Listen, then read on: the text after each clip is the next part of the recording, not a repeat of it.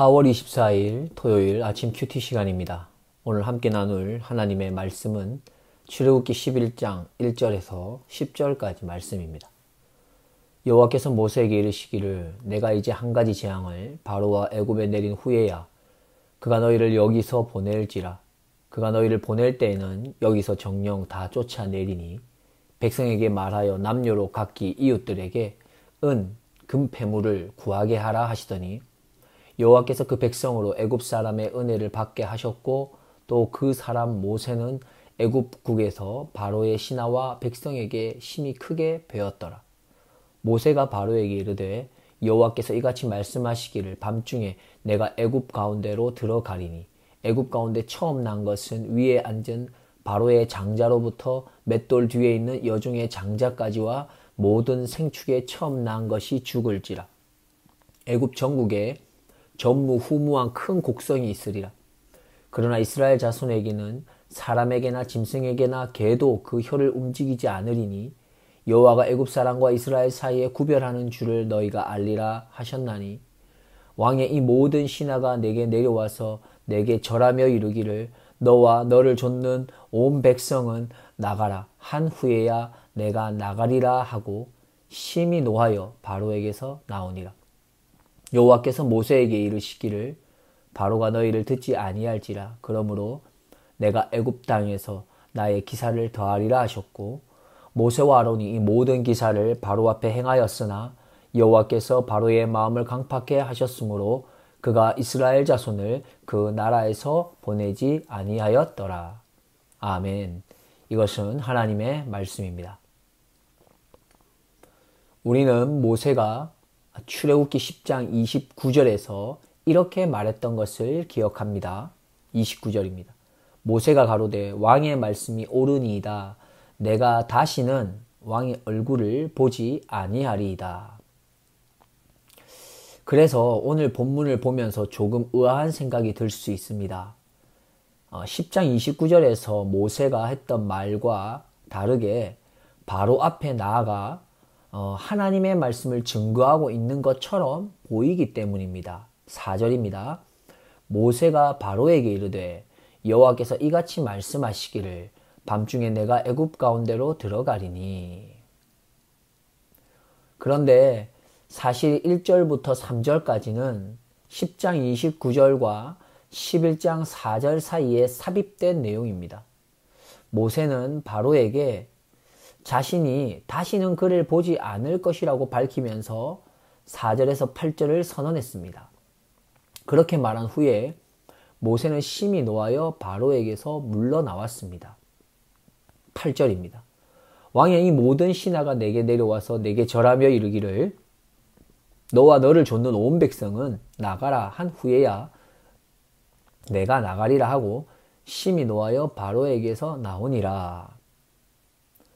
그리고 1절에서 3절의 삽입은 모세가 바로에게 어떻게 그토록 확신 있게 내가 다시는 왕의 얼굴을 보지 아니하리이다 라고 대답할 수 있었는가를 설명하기 위해서 추가되어진 내용입니다. 앞서 우리가 아침 큐티를 통해서 살펴보았듯이 모세는 이제 여러 번의 재앙들을 통해서 하나님이 어떤 분이신지를 더 확실하고 분명하게 알게 되었습니다. 사실 모세는 하나님께서 미리 말씀하셔서 알고 있었습니다. 한 번의 재앙이 아닌 여러 번의 재앙이 내려져야 할 것과 바로의 마음이 반복적으로 강팍하게 될 것을 하나님으로부터 들어서 알고 있었습니다. 게다가 시간이 지나면서 하나님께서 말씀하신 그대로 하나하나 이루어지는 것을 보고 모세는 하나님의 말씀에 대한 신뢰가 더 분명하고 확실해졌습니다. 이러한 가운데 하나님으로부터 또 말씀을 듣습니다. 1절입니다. 여호와께서 모세에게 이르시기를 내가 이제 한 가지 재앙을 바로와 애굽에 내린 후에야 그가 너희를 여기서 보낼지라. 그가 너희를 보낼 때에는 여기서 정령 다 쫓아내리니. 드디어 모세가 기다렸던 마지막 재앙의 때가 되었습니다. 이번 재앙을 마지막으로 바로는 이스라엘 백성들을 보낼 것이라는 말씀을 하나님으로부터 들었습니다. 그러했기 때문에 모세는 더욱 확신에 찬 목소리로 자신 있게 선포하고 바로에게서 나왔던 것입니다. 우리가 잘 알고 있듯이 모세가 처음부터 이렇게 자신 있게 바로 앞에 나왔던 사람이 아닙니다. 모세가 지금 보여주고 있는 이러한 자신감은 말씀대로 순종했기 때문이며 순종함으로 이루어지는 하나님의 역사를 보고 경험하면서 자신감이 든든하게 자랐습니다. 원하옵기는 우리의 믿음에 대한 자신감이 모세처럼 자라나기를 소망합니다. 2절과 3절입니다. 백성에게 말하여 남녀로 각기 이웃들에게 금배물을 구하게 하라 하시더니 여호와께서 그 백성으로 애굽 사람의 은혜를 받게 하셨고 또 그 사람 모세는 애굽국에서 바로의 신하와 백성에게 심히 크게 배웠더라.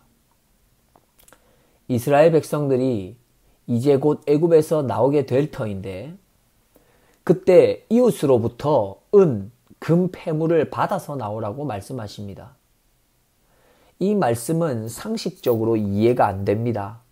어떻게 그럴 수 있다는 말인가 하는 생각이 절로 납니다. 애굽 사람들은 어떻게든지 덜 가지고 나가게 할 것이 자명한 사실인데 어떻게 애굽 사람들에게 금 폐물을 구할 수가 있겠으며 구한들 그들이 주겠습니까? 그런데 하나님께서는 그렇게 하라고 하십니다. 그러면 믿는 우리들은 어떻게 해야 할까요? 믿는 우리들은 하나님이 하라고 하시면 그냥 하면 됩니다. 우리는 앞에서 배웠듯이 하나님께서 하라고 하시면 하면 되는 겁니다. 그러면 복을 얻습니다. 그냥 집에 들어가서 밖으로 나오지 말라고 하면 그렇게 하면 됩니다. 그렇게 말씀대로 했던 사람은 어떻게 되었습니까? 우박 재앙 때 죽음을 면할 수 있었습니다. 마지막 재앙인 장자의 재앙 때에도 문설주와 임방에 양의 피를 바르라고 하셨고 그대로 순종했던 사람은 장자 재앙을 피할 수 있었지만 양의 피를 바르지 않는다고 무슨 일이 나겠어? 라고 했던 사람들은 양의 피를 바르지 않았던 사람은 장자 재앙을 피할 수 없었습니다. 복음은 간단합니다. 예수님을 믿으면 구원을 얻습니다. 창에 매어 달린 그 구리뱀을 보기만 하면 죽음의 자리에서 생명의 자리로 옮겨집니다. 이것이 그리스도인의 참 모습입니다. 그리고 오늘 본문에 보면 애굽 사람들이 금 폐물을 이스라엘 사람들이 출애굽할 때에 줄 수밖에 없는 이유를 설명해 주십니다. 3절에서 하나님께서 이스라엘 백성들이 애굽 사람으로부터 은혜를 받게 하셨다고 말씀합니다. 하나님의 은혜로 애굽 사람들의 마음을 그렇게 이끄시겠다는 겁니다. 그리고 또 한 가지는 3절 마지막 부분에서 모세가 바로의 신하와 백성에게 심히 크게 보여졌기 때문이라고 말씀합니다.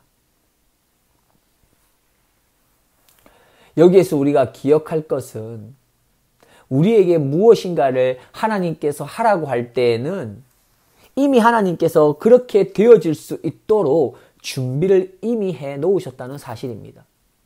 우리의 생각에는 무엇인가 안 될 것 같고 내가 여러 가지로 부족해 보이고 또 상대방을 보면 도저히 하나님께서 말씀하신 대로 되어질 것 같지 않은데 그럼에도 불구하고 순종하면 하나님께서 하신다는 말씀입니다. 신앙생활은 무엇입니까? 믿음 생활입니다. 믿음은 입술로 믿습니다 한다고 믿음 생활을 잘한다고 하지 않습니다. 내가 하나님의 말씀을 믿기 때문에 내 생각을 내려놓고 내 판단을 내려놓고 내 의지를 내려놓고 말씀을 믿고 순종하는 겁니다. 신앙생활은 말씀을 믿고 말씀대로 순종하는 것, 이것이 신앙생활입니다. 신앙생활을 잘 한다는 것은 이성과 논리와 도덕적으로 잘 하는 것을 말하지 않습니다.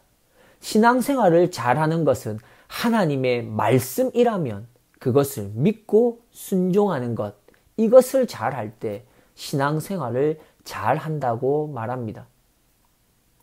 오늘 10번째 재앙, 장자의 재앙을 끝으로 모든 재앙은 끝이 납니다. 10가지 재앙의 판타스틱한 상황 속에서 우리는 확연히 다른 모습을 보이는 두 사람을 기억할 수 있을 겁니다.